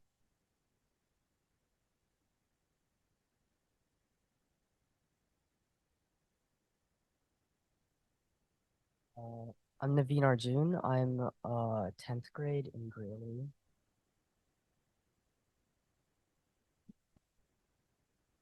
I'm Naveen Arjun. I'm a 10th grader in Greeley. I'm here today to talk about the forest that is owned by our school district, known as Button Hook Forest. It's a watershed, which means that it holds water when it rains and slowly drains it out into the ground, into the ocean. Building on this site would mean possible floodings in areas like Chappaqua Town during heavy rainfall, which is becoming all too common with an increase in global temperatures.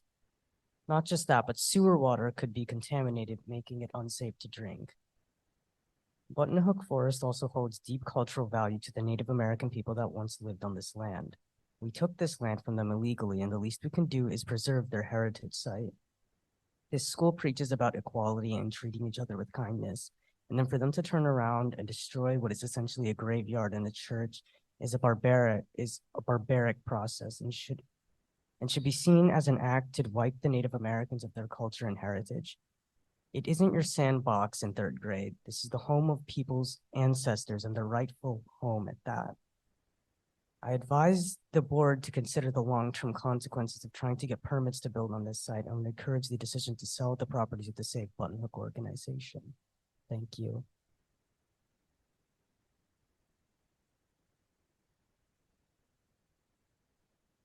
I'm Clarissa Covey. I'm a senior at Greeley.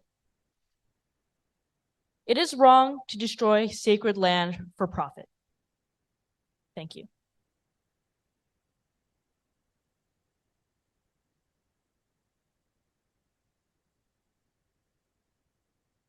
Hello. Hello, I'm Cassiopeia. I'm a senior here at Greeley. One ongoing development in the Button Hook issue I want to ask about is the lawsuit and the supposed gag order on the CCSD. In 2022, the Chappaqua Central School District signed a contract with CG Homes 6 LLC, a luxury housing corporation. The contract promised to get CG Homes permits to build on the Button Hook Forest. Since Button Hook Forest is a watershed, meaning if you build on it, you know, the streets flood and our drinking water is contaminated, minor stuff like that. The Department of Environmental Protection said no. CCSD tried again. They said no. Happened a couple times. CCSD didn't get them the permits. The developer sued the Chappaqua Central School District for $2.7 million. That's a lawsuit that I'm sure many of you know has dragged on to this day. Now, the CCSD administration, you guys, You guys have claimed that you cannot make any statements about what you want to do with the land until the lawsuit is done. This effectively means that you get to dodge questions about whether or not you still intend on destroying the forest.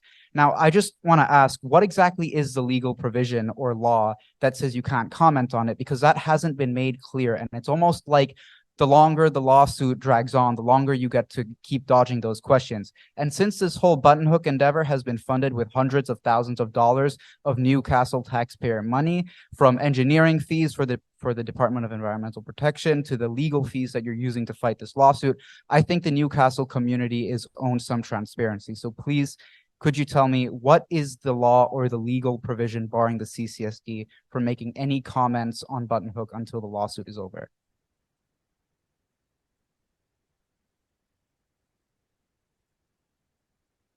No comment. Okay. I just want to add that there's another law out there called the Endangered Species Act of 1973, which says that you cannot demolish land where endangered species live. The Indiana bat and the northern long-eared bat are some of the many endangered bats living in Button Hook Forest.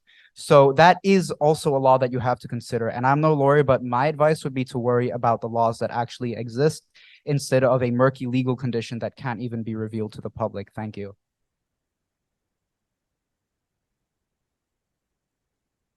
Hello. Hello, I'm Avery Zoller and I'm a sophomore at Horace Greeley High School. And I'm here to talk about Button Hook Forest and the behavior of the leaders of this district surrounding the issue of inequality within the district. The leaders of the school district constantly preach values such as diversity, equity, and inclusion, but have no problem destroying indigenous land for the sake of profit. This sets a terrible example for the students in this district, as the leaders who preach these values to them are also the people who fail to practice these values themselves. If you really care about the equity in the future of the students in this school district, you have to take your hands off of Button Hook Forest. You have to respect the indigenous land, and you need to lead by example by doing what is right instead of what serves your own self-interest. Thank you.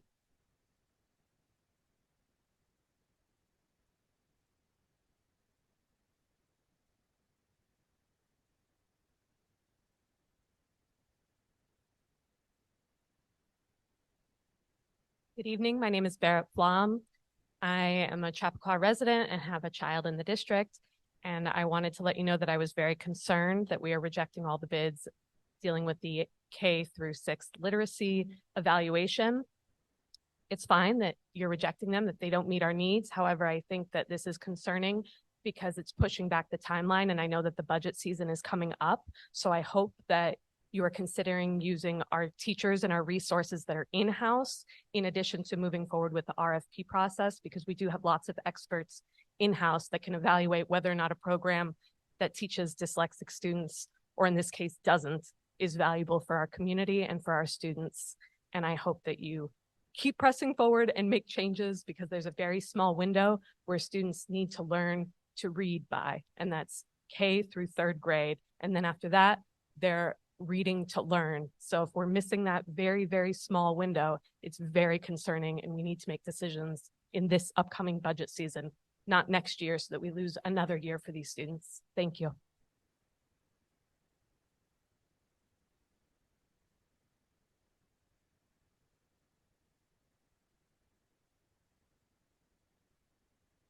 Good evening. My name is Warren Gottlieb. Have a little trouble with this microphone. First of all, I wanted to thank the board for taking an initial step tonight with respect to the IHRA definition. And I know that these meetings have been somewhat contentious, and you're hearing from parents who are very upset. Frankly, I'm one of them. But I don't want you to think that when you do respond to something on our list of what we're asking for, that we don't treat you with the grace that you deserve for doing that. I do have one thing which I will email you with coming out of this there, and I'm sure it was inadvertent, but there is one sentence that balances out in the IHRA definition, the provision with respect to criticism of Israel, and I do want to make sure that gets in there. So I will send that to you for an amendment. I wanted to say something about public comment. You know, I understand why it's structured the way that it is. But I think in this environment, even the suggestion that somehow public comment would be eliminated altogether, I think that's something that every single board member needs to think about long and hard before ever taking a step towards doing that. And I know your reasons, and I listened to you very carefully on this, Hillary, but I can't imagine a more provocative act at this time than doing something like that.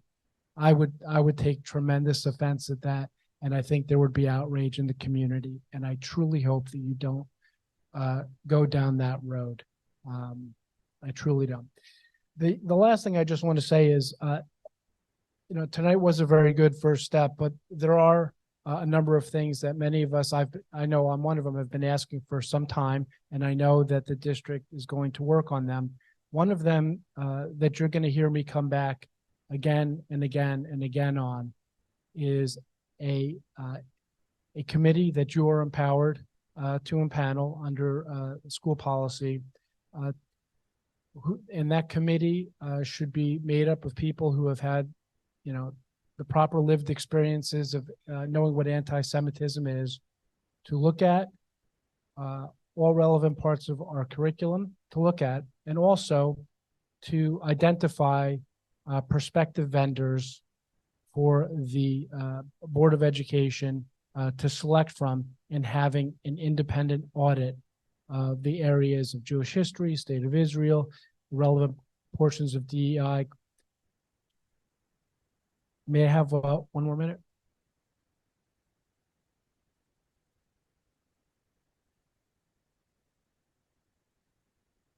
Thank you. There is precedent for having such a committee. And I understand the sensitivities around having parents dictate curriculum. No one's asking for that, okay?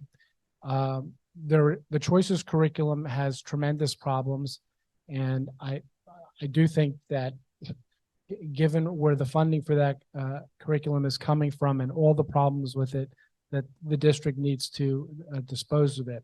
But with respect to an audit, that's just getting somebody from the outside that's trusted to look. I think it's warranted. We see what's going on in college campuses. We see in our own community where these types of things are being fomented. There's no reason that the Jewish community shouldn't be given similar treatment as other targeted groups to have a look at our curriculum to make sure that no mind is coming out of the school district with the type of garbage that's appearing on our college campuses. Thank you.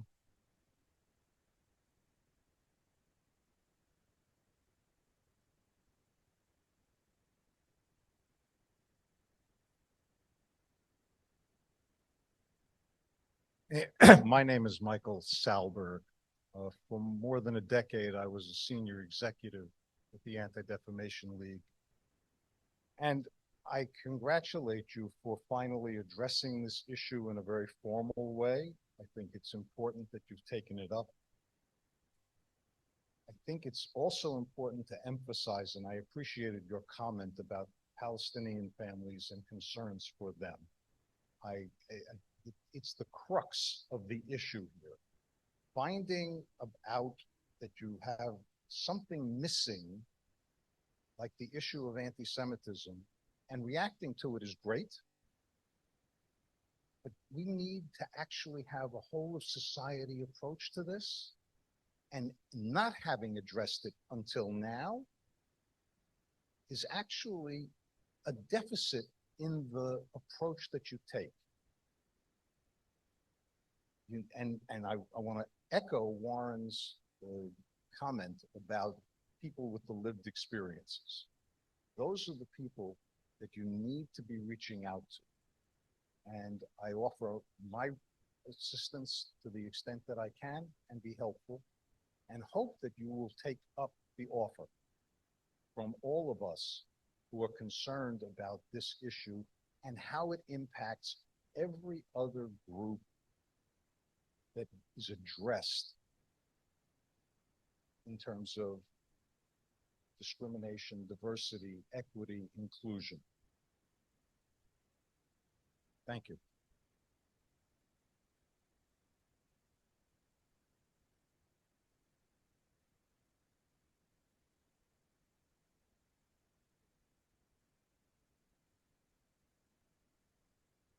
I've been here a long time. Robert Fleischer, I'm a district resident and I have a child in the district. A couple points. One, please don't hire a communications expert, not a good use of our funds. Two, please don't further limit the public feedback portion of these meetings. I think the level of public interaction between the Board of Ed and constituents has already been pared back way too much, in my humble opinion. Being a member of the Board of Ed is a great service to the community, and I appreciate that, and I acknowledge it full-throatedly.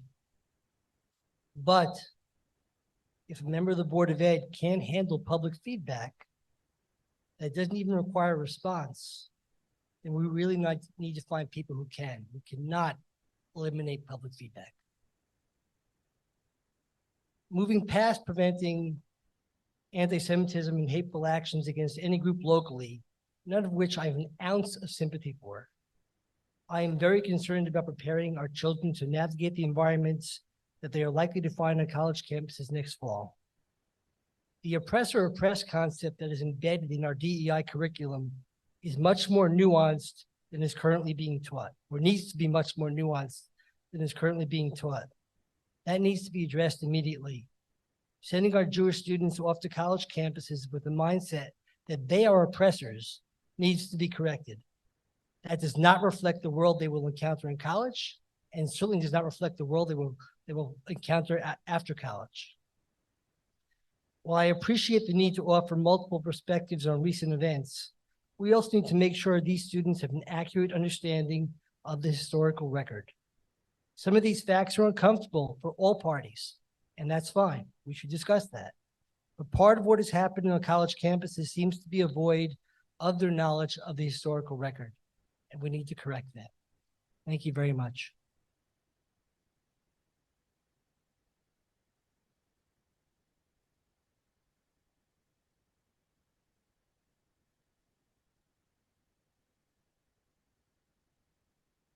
Hi, my name is Roy Noy, and I'm Jewish, I'm Israeli, and I'm American. I not live here for many years, but seeing what's going on in universities here means that one thing, there was a failure, and there is a failure in the education of our kids. It's impossible to believe that still today we have this level of anti-Semitism, but worse than that, kids in New York were in TikTok talking about how they identified with Bin Laden. Doesn't make sense. The same man that killed 3,600 Americans on one day. That means they don't learn the history. That means they don't know how to look between good and bad. In the DEI program, you're teaching them about oppressors and oppressees. Doesn't happen today. There is problems, I'm not saying that, but a child that just born is not an oppressor, even if he's white or Jewish or any other color or anything. And if you're Black, you're not automatically oppressed, because now we're in different times and we need to learn how to deal with realities and deal with realities. There is racism, there's anti-Semitism, there's Islamophobia. Deal with it, but not in you're here or you're here. There's a bunch of the middle that they need to know about, and they need to learn how to think. First of all, is this true? Can I learn more about it? How can I learn about it? And this is, guys, your job as our educators. And the last thing, I was sitting in the focus group, which was very interesting for someone that comes for the first time to these things and from the outside. It started very badly, in my opinion, by saying that there is no feelings about what's happening in Israel, between Israel and Palestine. You have to have feelings, compassion, anger, something, but a feeling. So I think starting with being empathic about what's going on, you can support Palestinians, as long as you don't support Hamas and terrorist groups out there ones around the world. You can disagree with the Israel government. I disagree with it, but it doesn't mean that you are not allowed to talk about it and you don't have feelings about it, because we need to say what we feel. It helps to identify with other people. Thank you.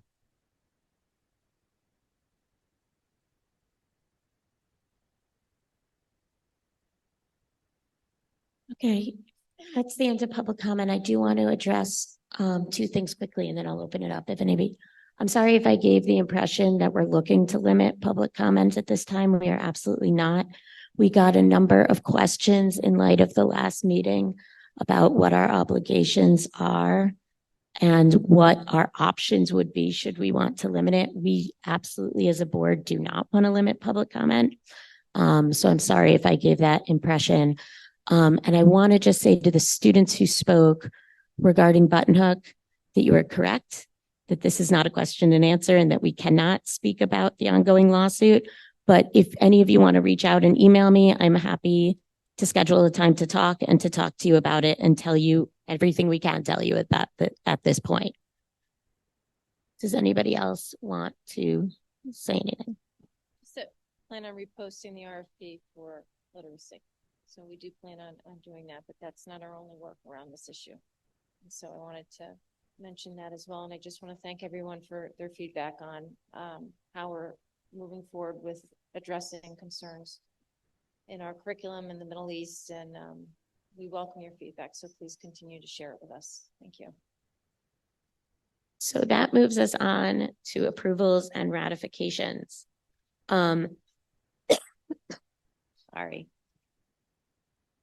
Can I have a motion, please, for 3.1 through 3.3, which is accepting the minutes of the November 15th, 2023 Board of Ed meeting, the November 20th work session, and the December 5th work session?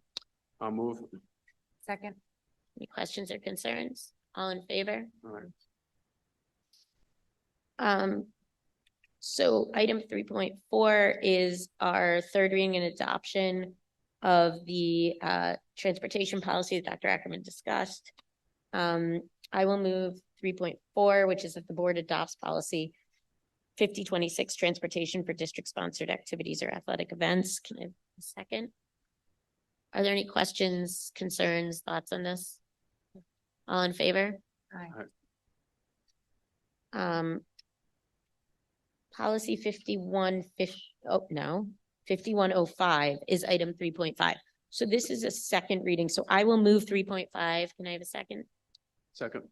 So at this point, if anybody has any questions or concerns, we can discuss it, but we're not taking any action. This is just a second reading. Okay. Likewise, and I wanted to take them separately because they're separate policies. Policy 4060, which is also a second reading of the outside speaker sponsored by school affiliated organizations. And I know that, as Dr. Ackerman said, there were some edits mostly around scheduling given to the policy committee by, I think, the PTI. So I will move 3.6. Have a second? Yeah, but then we still have to move it. Okay. So are there any questions or further concerns or changes people want to this? Okay. I don't really want to move 4.1. We have a number of retirees on there that are really it's something. So, but I will move 4.1 instructional as presented. Can I have a second? I have to recuse myself from part of 4.1? Yes, you need to recuse yourself from 4.1. Yes. Okay. So my daughter is on the agenda, so I can't vote on her. But the rest of us can. If you want to. Does anybody have any questions or concerns about 4.1? Okay, so all in favor?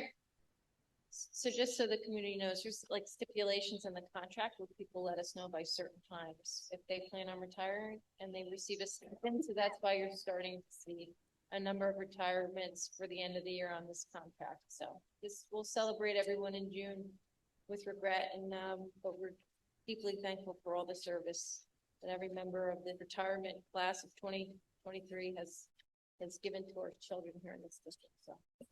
I present 4 point. Oh, I moved 4.1. Who seconded? I don't. Brian did. Yeah, and then, Alyssa abstained. Okay, okay, so I recommend 4.2 as presented, non-instructional. I'll move that we accept 4.2 as presented.